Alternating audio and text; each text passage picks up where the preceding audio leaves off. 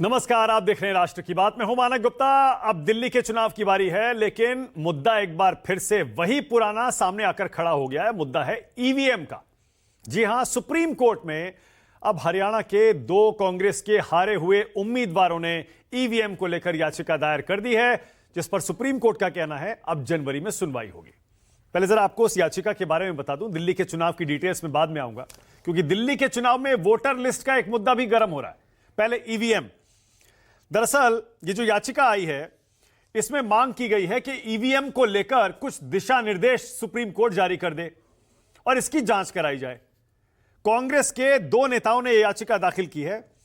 अब जस्टिस दीपांकर की अगुवाई में ही जो बेंच है वो इस मामले की सुनवाई करेगी। चुनाव आयोग ने इस याचिका के जवाब में कहा इसे खारिज कर दीजिए, क्योंकि इससे पहले भी कई इसी तरह की याचिकाएं सुप्रीम कोर्ट में आ चुकी हैं। यह सिर्फ कोर्ट का समय बर्बाद करने की कोशिश है। इलेक्शन कमीशन ने जब यह कहा कि इस तरह की याचिकाएं पहले भी आई हैं, इसे खारिज कर दिया जाना चाहिए, तब याचिकाकर्ताओं ने अपनी दलीलें पेश की।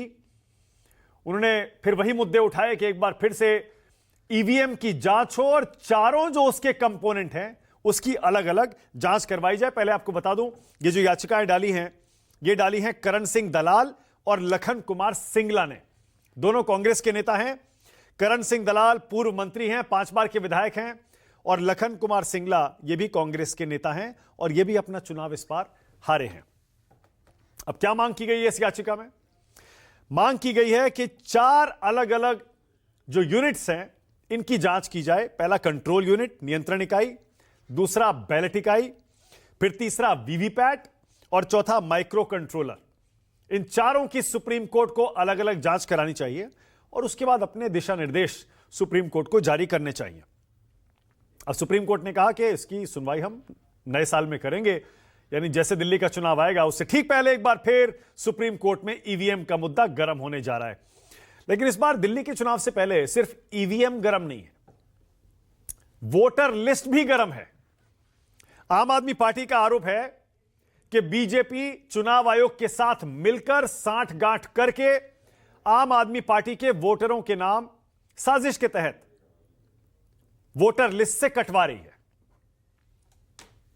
अरविंद केजरीवाल के नेतृत्व में आम आदमी पार्टी चुनाव आयोग से इसकी शिकायत भी कई बार कर चुकी है। आरोप यही है, बीजेपी पहले ही कई सीटों से, कई विधानसभा क्षेत्रों से आम आदमी पार्टी के वोटरों के नाम हटवा चुकी है। अरविंद केजरीवाल ने तो आज यहां तक कह दिया कि अगर बीजेपी वाले आए तो उन्हें अपने वोटर कार्ड मत दिखाना।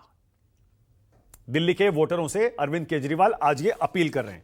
अब आम आदमी पार्टी आरोप क्या लगा रही है वो भी जरा देखिए। पहला आरोप, बीजेपी ने वोटर लिस्ट से आम आदमी पार्टी के वोटरों के नाम हटवाए। दूसरा, चुन चुनकर पहले नाम ढूंढे गए कि ये केजरीवाल के वोटर हैं, और फिर उसका तीसरा, आम आदमी पार्टी के जो मजबूत वोटर हैं, जो कोर वोटर हैं, उनके नाम वोटर लिस्ट से कटवाए।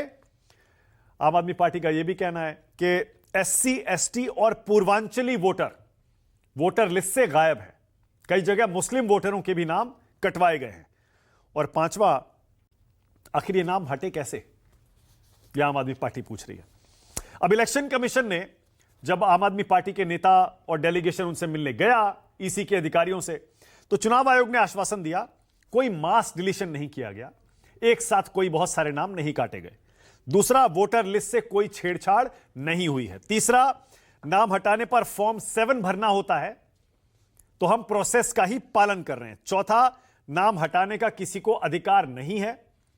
और पांचवा, इलेक्शन कमीशन पूरी जांच करने के बाद ही वोटर लिस्ट से किसी का नाम हटाता है। अब वोटर लिस्ट से नाम हटाने का नियम क्या है, अगर आपको नहीं पता, जल्दी से ब्रीफ में बता देता हूं। दरअसल मतदाता सूची में अगर आपको किसी का नाम हटवाना है तो आपको फॉर्म 7 भरना होता है, और यह फॉर्म कोई भी भर सकता है। कोई भी यह फॉर्म भरकर चुनाव आयोग को भेज सकता है। फॉर्म 7 किन परिस्थितियों में नाम हटता है, जैसे किसी के नाम पर आपको आपत्ति है, उनका घर बदल गया है, वहां से शिफ्ट हो गए हैं वो, किसी की मृत्यु हो गई, या फिर कोई अपना या अपने परिजनों का नाम हटवाना चाहे वोटर लिस्ट से, तो फॉर्म 7 भर के भेज सकता है। पर उसके अलावा कोई भी भेज सकता है। किसी को लगे भैया ये यहां पर रहते नहीं है, अब इनका नाम गलत है, तो वो भी फॉर्म 7 भर के इलेक्शन कमीशन को भेज सकता है। अब इलेक्शन कमीशन फॉर्म 7 आने के बाद वो नाम वेबसाइट पर डालता है, और जहां बहुत सारे नाम हो एक साथ, वहां पर फील्ड इंस्पेक्शन करने का नियम भी है।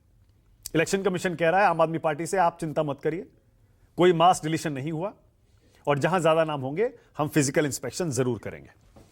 अब जब यह मुद्दा वोटर लिस्ट का चल रहा है, तो आपको पता ही है आजकल अंबेडकर का मुद्दा भी गर्म है, बाबा साहब का। तो अरविंद केजरीवाल ने दिल्ली चुनाव से ठीक पहले एक नया दांव चल दिया है। उन्होंने आज दलित बच्चों के लिए अंबेडकर स्कॉलरशिप का ऐलान कर दिया है कि दलित बच्चों को विदेश में पढ़ाई करने के लिए हम स्कॉलरशिप देंगे।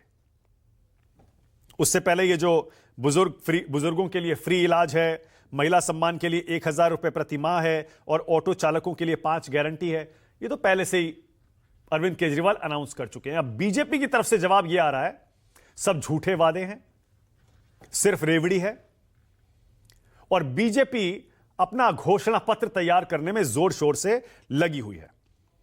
अब ये दलित अंबेडकर स्कॉलरशिप, ये अचानक क्यों? एक आंकड़ा आपको दिखाता हूं, आपको समझ में आएगा। दरअसल दिल्ली में जो जाति समीकरण है वो क्या कहते हैं, दिल्ली की आबादी में 16% दलित हैं, 12% मुस्लिम, 12% जाट और 10% ब्राह्मण। तो ये 16% का जो आंकड़ा है, इसी को ध्यान में रखते हुए अब ये अंबेडकर स्कॉलरशिप आम आदमी पार्टी ला रही है। वैसे जहां तक उम्मीदवारों के ऐलान का सवाल है, तो आम आदमी पार्टी 70 की 70 सीटों पर अपने उम्मीदवार उतार चुकी है। कांग्रेस 21 सीटों पर अपने उम्मीदवारों के नाम घोषित कर चुकी है। बीजेपी अपनी लिस्ट को फाइनल रूप देने में लगी है। कभी भी बीजेपी की लिस्ट भी आ सकती है। अब हर कोई सोच रहा है इस बार के महाराष्ट्र और हरियाणा की बीजेपी की जीत के बाद दिल्ली का चुनाव फंस गया है क्या? फिर लोग कहेंगे कि लोकसभा चुनाव में तो बीजेपी ने 7 की 7 दिल्ली की सीटें जीती थी। दरअसल बीजेपी और आम आदमी पार्टी के बीच दिल्ली की जंग हमेशा दिलचस्प रहती है। लोकसभा का चुनाव दिल्ली का बीजेपी जीतती है 7 सीटें, और विधानसभा में आम आदमी पार्टी एक तरफा जीत हासिल करती है। अब यह पिछली बार का 2020 का चुनाव जरा देखिए। आम आदमी पार्टी ने 62 सीटें जीती थी 2020 के चुनाव में। ऊपर जरा चुनाव का नतीजा दिखाइए। बीजेपी को मिली थी 8 सीटें, जबकि लोकसभा चुनाव का नतीजा 2024 का देखेंगे तो बीजेपी ने 7 सीटें जीत ली थी, और आम आदमी पार्टी कांग्रेस मिलकर भी कोई टक्कर बीजेपी को नहीं दे पाए थे। यह देखिए 2020 का नतीजा विधानसभा चुनाव का, जहां आम आदमी पार्टी ने जीती 53% वोट, बीजेपी को मिले थे 38.7 सीटें 8। अब लोकसभा का चुनाव देखिए जरा, हाल का 2024 का, अभी 6 महीने पहले 8 महीने पहले खत्म हुआ। उसमें देखिए बीजेपी 7 सीटें जीत गई, और 54.35% वोट इस बार बीजेपी को मिला। आम आदमी पार्टी को 24.17 और कांग्रेस को करीब 19%। राष्ट्र की बात में अब आज का सवाल आपकी स्क्रीन पर। आज का पहला सवाल, चुनाव नया, आरोप वही, जीते तो ईवीएम सही,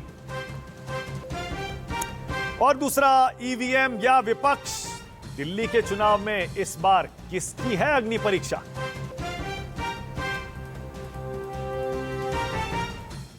आज राष्ट्र की बात में मेरे साथ बीजेपी से के शर्मा, आम आदमी पार्टी से अनुराग ढांडा, कांग्रेस की तरफ से पूजा त्रिपाठी आपकी स्क्रीन पर हैं। मेरे साथ यहां स्टूडियो में ए.के. वाजपेयी हैं, एलजेपीआर के प्रवक्ता हैं, सुप्रीम कोर्ट के जाने माने वकील हैं। संजय कुमार जी जुड़ गए हैं, जाने माने सेफोलॉजिस्ट हैं। और आशुतोष, आम आदमी पार्टी इनका पेट सब्जेक्ट है। आशुतोष अब वरिष्ठ पत्रकार हैं, राजनीतिक विश्लेषक, लेकिन आम आदमी पार्टी आशुतोष की हिस्ट्री है, इतिहास है, और दिल्ली चुनाव पुरानी यादें भी होंगी। आप सभी का स्वागत। सबसे पहले अनुराग ढांडा, आप ही से शुरू कर रहा हूं। अब ये वोटर भी, आम जनता भी ये आरोप सुन सुन के अनुराग थक चुकी है। ईवीएम में गड़बड़ी है, इलेक्शन कमीशन बिका हुआ है, वोटर लिस्ट से नाम हटा दिए, क्योंकि जब विपक्ष की कोई भी पार्टी जीतती है तब ये आरोप नहीं लगाती। आप इस बार पहले से आरोप लगा रहे हैं, बीजेपी कह रही है आप अभी से बहाना बनाने लगे। अनुराग,